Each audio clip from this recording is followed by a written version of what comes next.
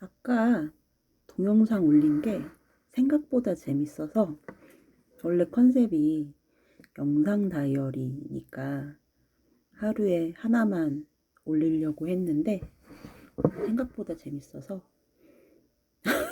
심심하기도 하고, 그래서 오늘은 2개를 올려보려고 합니다. 그래서 아까 말씀드렸던 숨겨진 빈곤을 읽었어요. 한 270페이지 중에 50페이지 정도를 읽었는데 너무 재미가 없더라고요.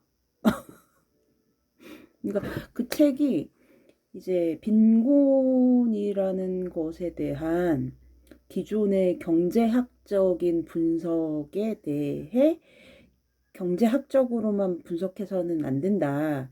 특히 여성 빈곤에 대해서는 젠더적 관점을 넣어야 되고 사회적 배제라는 개념을 넣어야 된다라는, 이제 어떻게 보면 이전까지의 분석 틀에 대안적 분석을 내가 이제 하겠다라는 것을 처음에 설득을 하기 위해서 얘기를 제가 이제 읽은 부분까지는 그 설득하는 작업인 거예요.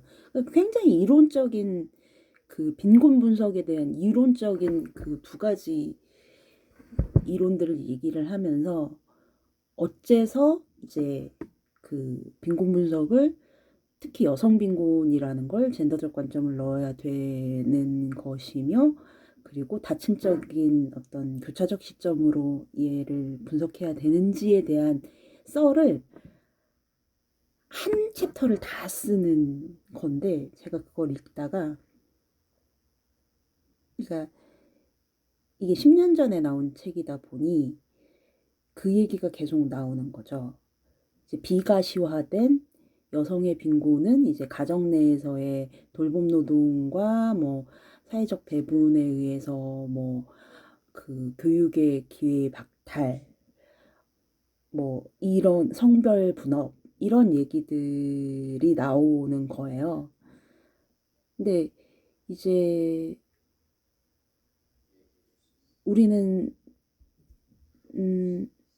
그래 알아, 이 상태가 이제는 된 거죠. 2021년에는. 그래서 가정 내에서 어차피 여성이 뭐 미성년자일 때 딸로서, 아니면 뭐 성인이 돼서 결혼을 한 후에 아내로서 지속적으로 돌봄 노동을 강요받고, 그것이 노동 환경, 게 취업 상태의 노동 환경에도 그것이 영향을 주기 때문에 우리가 거기에서 벗어나야 된다라는 얘기들을 계속 하는 게 21년이잖아요. 2021년. 그러다 보니 돌봄 노동의 가시화라는 게 젠더적 측면에서 여성의 빈곤 노동과 연결되어 있다라는 걸 얘기하는 것 자체가 그 당시에는 대단히 그 분석틀적으로는 유의미할 수 있었으나 저에게는 그다지 재밌지는 않았어요. 그러니까 드는 생각은 계속 결혼하지 말아야겠구나. 결혼하면 나의 커리어는 안 좋아지는구나가 계속 경험적으로 나오는 그런 얘기들. 그러니까 한계는 2010년도라서일 수도 있는데 되게 좋은 분석 틀이고, 이제까지의 여성과 남성의 그 빈곤을 동시적으로 보아서는 안 된다, 그런 틀거리 자체를 제안하는 건 그 시대에는 좋았다라고 생각하는데, 지금 시점에서 저는 조금 재미가 없는 게 우린 이미 그 시절을 지나왔으니까. 그래서 좀 50페이지를 읽었을 때까지는 그래, 그렇지, 이런 생각? 돌봄 노동, 여성에게는 이중적인, 그 가정과 사회에서 이중적인 그 부담이 뭐 성별 분업이 그리고 유교적 가치관, 가부장적 가치관에서 여겨지는 그런 여성 여성으로서 해야 된다는 여성 젠더에게 부여되는 것들이 여성의 빈곤을 더욱 악화시킨다. 이런 얘기들. 그러면 뭐 아직 초반이라서 그렇긴 하지만 그래서 so what? 무엇을 할 것인데 라는 게 사실 전 좀 더 빨리 나왔으면 좋겠는데 저는 그런 글을 좋아하거든요. 빨리 질문을 던지고 답을 바로 얘기해주고 그리고 왜 그래야 되는지를 성격이 급해서 그렇게 진행되는 글을 좋아하는데 이 책은 약간 제가 읽은 것까지는 되게 아카데믹한 그런 프로세스를 따라가다 보니 그렇지는 않은 것 같아요. 그래서 독서 경험이 즐겁지는 않네요. 그래도 어쨌든 좀 읽어보다가 조금 더 읽어보다가 다른 책으로 옮길 수 있을지를 한번 고민해 보도록 하겠습니다. 그리고 이 책 전에 무슨 책을 읽었었지? 책도 빈곤에 대한 책이었는데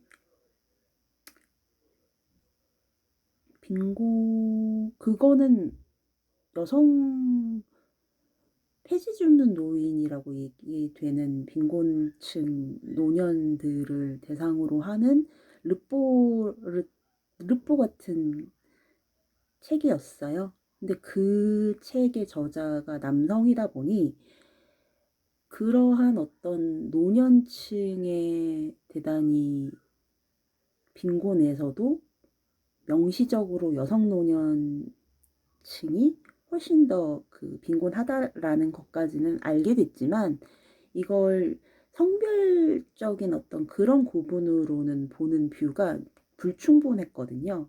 근데 이 책은 10년 전에 나온 책임에도 불구하고 그 성별분업이라는 것을 대단히 명시적으로 그 뷰로 보겠다, 그 툴로 보겠다라는 얘기를 해서 상당히 그런 측면에서는 좋은 책인 것 같아요. 근데 다만 2021년에 이제 2021년에 지형이 많이 바뀐 상황에서는 그게 아주 충격적인 대안을 제시해주지는 못할 만하다. 알겠어. 뭐 이 수준을 되게 많은 데이터들과 되게 많은 레퍼런스들은 있지만 알겠어 정도 저에게는 뭐 다른 분들은 다르게 생각을 하실 수도 있겠죠.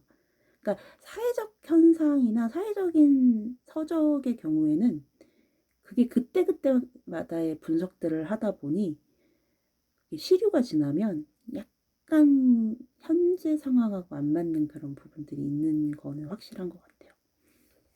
뭐 그렇다고 그 책이 무의미하다는 건 아니고 그런 책들에서 이제 의미를 찾는 것도 독자의 할 일이니까 의미를 찾아봐야죠. 근데 즐겁진 않아요. 책을 읽는 게. 나쁜 책은 아닌데 나쁜 책은 아니라고 생각하는데 저는 재미가 없네요. 제가 그렇게 독서가가 아니라서 책을 즐기는 사람이 아니라서 그럴 수도 있고 그래서 일단은 그렇고 오늘 너무나도 오늘도 심심했어요. 너무나도 심심했고 심심할 때마다 약간 영상을 찍어서 올리는 게 즐거움이 되지 않을까라는 생각을 했죠. 근데 이게 한 사람이 계속 봐도 뷰수가 올라가나요? 제가 한 10번 제 영상을 봤는데 그리고 제 친구한테 링크 보내주고 봐달라고 했는데 14분 뷰수가 14개인 거예요. 그럼 내가 13번을 보기가 한 번을 본 건가? 아니면 모르는 분이 보았을까? 혹시라도 저를 모르는 분이 보아하셨으면 댓글을 달아주세요. 악플이라도 달아주세요. 악플을 박제해서 고소를 할 겁니다. 아니면 고소는 일단 심하면 하고 안 한다는 얘기는 안 해. 그리고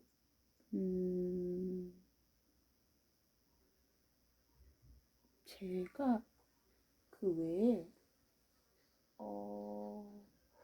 뭔가 그래도 추천해드릴 만한 책을 얘기를 해드리고 싶다는 생각을 좀 했어요. 제가 책을 좋아하거나 책을 많이 읽지는 않거든요. 근데 제 요새 영화도 안 보고 드라마도 안 보고 유튜브 발명 쓰레기걸만 똑같은 거를 지금 20번씩 보기 때문에 뭔가 정보적인 거를 제 요새 삶에서의 정보적인 거를 제공해 줄 수 있는 게 없어요. 근데 그래도 누군가가 내 영상을 본다면 뭔가 하나라도 얻어가야 되면 좋겠다 라는 생각으로 지금 책장인데 책장 중에서 제가 좋아했던 책 한 권을 소개해 드리는 걸로 오늘 저녁에 다이어리를 조금 마무리를 해볼까 합니다. 사실 제가 일본 소설을 되게 좋아하는데 과거형이어야 돼요. 과거 완료여야 해요. 요즘의 일본 소설은 별로 재미가 없더라고요. 좋아했었는데 그 중에서 제가 가장 좋아하는 작가는 바로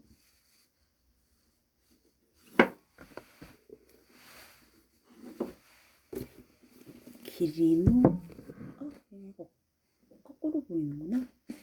보이시나요? 기리노 나쏘입니다. 기리노 나쏘는 워낙에 유명한 사람이라서 아시는 분들 많으실 텐데 제가 책을 한번 쭉 정리를 했는데도 기리노 나쏘 책은 정리를 안 했어요. 사실 제가 제일 인상 깊었던 책은 지금 제 책장에 없긴 한데 기리노 나쏘의 제가 항상 당신이 만약에 어떤 책을 가장 인상적으로 읽었느냐라고 하면 두 책을 말하는데 하나는 100년간의 고독. 100년간의 고독 많이 아시죠? 마술적 리얼리즘. 어렸을 때 마술적 리얼리즘. 철모를 때. 그리고 두 번째 책이 기리노 나쏘의 그로테스크입니다. 그로테스크는 정말 그로테스크예요. 근데 그게 약간 호러적이거나 고어적인 그로테스크함이 아니라 여성 내면에 가지고 있는 여성의 숨겨진 그로테스크함을 대단히 뭐라고 해야 되지? 대단히 파헤쳐요. 근데 제가 되게 싫어하는 책 중에 여자친구라는 소설이 있어요. 그 책의 저자는 그러니까 어떤 차이가 있냐면 여성에 대한 그로테스크함을 그린 책인데 기리노 나쏘의 그로테스크는 여성의 내면의 그 그로테스크함도 여성이다. 나쁜 여자도 있을 수 있다. 여성의 다양성이라면 여자친구라는 책의 그로테스크함은 진짜 여성을 혐오하는 그로테스크함이거든요. 여자가 썼어요, 그것도. 그래서 저는 기르노 나쏘의 그로테스크라는 책을 많은 분들한테 추천을 해주는 게 그 안에 있는 여성들이 대단히 패턴화되어 있는 나쁜 여자들의 패턴들을 다 가지고 있거든요. 그것도 여자야 라고 얘기하는, 그 중에서 주인공은 아닌데 한 여성이 이 여성도 대단히 뛰어난 지성을 가지고 있음에도 불구하고 자기보다 뛰어난 남자를 만나서 그 남자의 편승하여 자신의 레벨을 높이려고 하는 그런 여성이 나와요. 근데 우리가 사실 다들 그런 상상들을 하잖아요. 그런 것들을 가감 없이 소설 속에서 드러내주는 거죠. 그거를 막 혐오적, 그러한 어떤 여성 내부에 가지고 있는 그로테스크함을 되게 얘기해주는 책이라서 저는 기리노 라쏘를 그 책으로 처음 알게 됐는데, 그 이후로 기리노 라쏘의 번역본을 거의 다 한때는 다 봤었죠. 근데 정말 여성 얘기만 계속해요. 기리노 라쏘는 좋은 작가라고 생각하고, 사실 소설은 2번 이상 읽지를 않아서 지금 읽으면 또 다를 것 같긴 한데 다시 읽고 싶지 않네요. 왜냐하면 제가 받았던 그 감동을 읽고 싶지 않은 그런 게 있잖아요. 그리고 굉장히 스릴러적인 사람이고, 다 날 것처럼 여성의 이야기들을 다 뜯어내는 작가라고 저는 생각을 하는데, 근데 최신작이, 제가 봤던 가장 최신작은 이 여신기라는 책인데, 이건 또 갑자기 신화적인 쪽으로 가셨더라고요. 종교에 귀의하셨나? 우리 나쏘 언니가 그럴 리가 없는데. 그래서 근데 이 책도 되게 재밌었어요. 저는 뭐 되게 재밌게 읽었고, 어쨌든 기리노 나쏘의 책들은 한 번쯤은 읽어보시면 좋다. 네. 제가 되게 좋아했던 일본 여자 소설가들이 많았는데, 지금은 이름도 기억이 나지 않네요. 3월은 붉은 구렁을 이라는 책을 쓴 정말 노스텔지아의 여왕이라고 불리던 여자 작가가 있었는데, 그 작가는 제가 너무 좋아해서 책을 다 샀는데도 다 정리를 해버렸어요. 다 그냥 버리거나 아니면 알라딘으로 보내거나.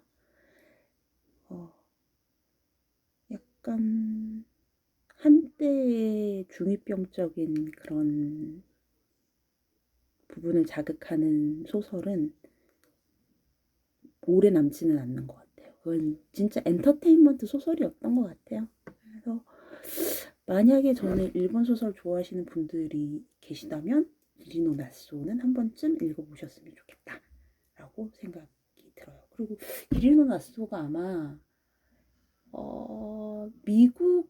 미국에서 주는 추리소설 상을 아마 받았을 거예요. 그게 암모스 몬도스였던가?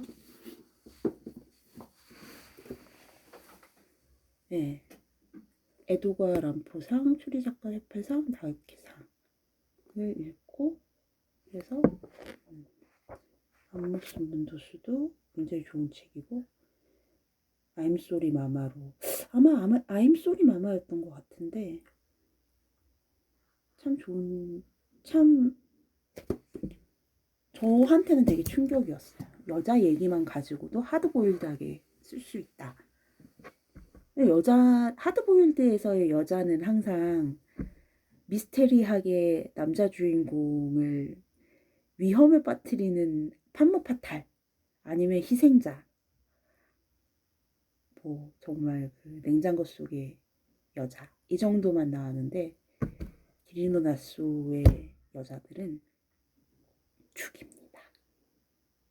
죽이고 파헤치고 그리고 사건을 해결합니다. 그래서 기리노 나쏘는 추천. 참 한때 기리노 나쏘에 빠졌던 때가 있었죠. 일본 소설 한참 볼 때. 근데 이제는 일본 소설은 재미없는 것 같아요. 그래서 소설 자체가 재미가 없어진 것 같아요. 그리고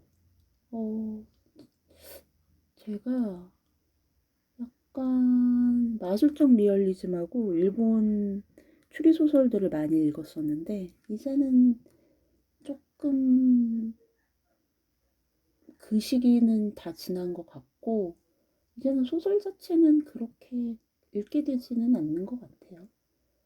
읽게 되지는 않고 책 자체를 잘 읽게 되지가 않는 전자 매체를 너무 많이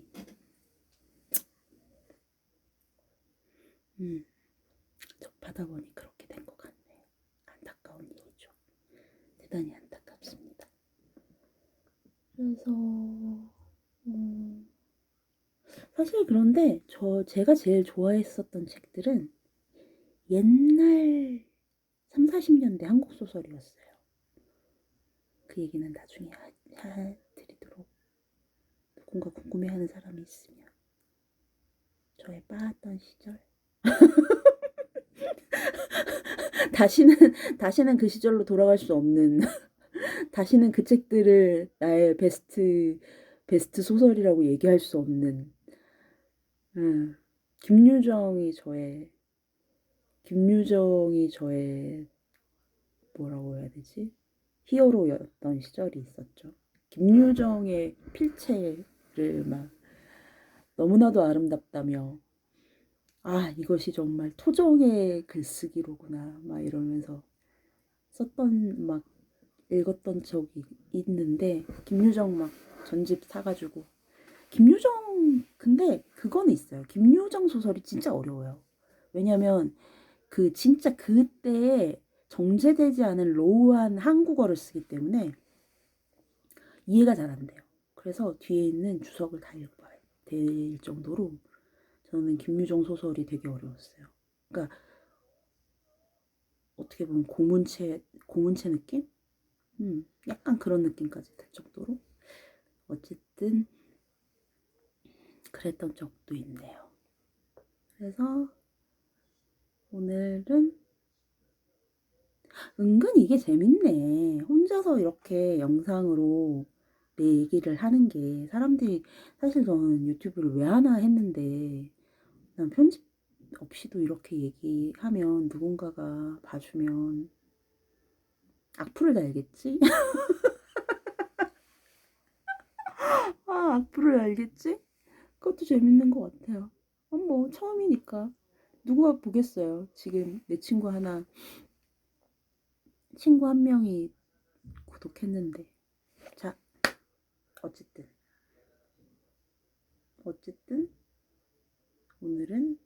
오늘의 수학은 너무 심심해서 시작한 유튜브를 2개나 올렸다. 그리고 책을 2권이 아니지. 한 권을 조금 읽고 감상을 얘기했으며 또 한 작가를 소개시켜드렸다. 라는 것에 기쁨을 느낍니다. 누군가 나의 이런 얘기를 들어주면서 길이 남았어? 한번 읽어볼까? 라고 생각하면 되게 재밌겠네요. 혹시라도 읽어보신 분 있으면 댓글을 달아주세요. 네, 길이 남았어는 사실 옛날에 한국에 와서 강연을 한 적도 있었답니다. 정말 멋있는 작가였죠. 다시는 읽지 않을 거예요. 저는 그 옛날의 감동을 파괴당하고 싶지 않기 때문에 100년간의 고동은 기억에서 지우고 싶네요. 어쨌든 그래서 여러분들도 혹시 좋아하는 책들이 있으면 근데 그러기엔 내가 책을 그렇게 좋아하거나 많이 읽는 사람이 아닌데 어쨌든 그런 책들이 있으면 혹시 보시는 분들이 있으면 댓글 달아주세요. 심심하잖아요. 우리 모두 심심하니까. 심심해서 하는 거니까. 심심해서 하는 다이어리. 어쨌든 오늘은 2번째 유튜브 손가락.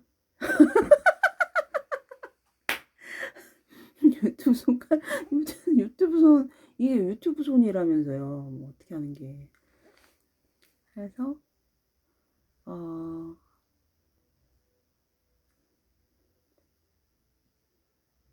일방적으로 제가 이야기했지만 즐겁게 들으셨을까?